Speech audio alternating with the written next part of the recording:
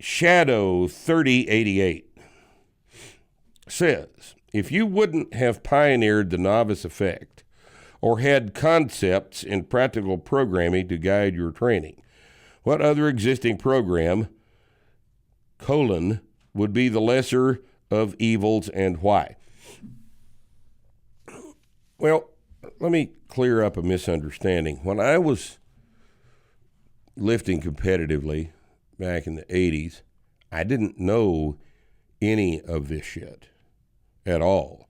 I did everything you can do wrong, from the execution of the movement patterns, knowing absolutely nothing about the mechanics of them, to the programming of the things, to lifting in the wrong body weight class. I didn't know anything.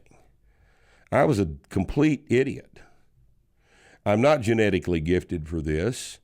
I got to a 622 squat, a 396 bench, and a 633 deadlift, doing everything wrong. I think I'd probably have been quite a bit stronger had I done things more correctly. But I didn't have the principles outlined in either starting strength or practical programming to help me when I was doing my lifting. You have the benefit of all the mistakes that I made and all of the work I did in hindsight developing the details of the method that you have in those two books.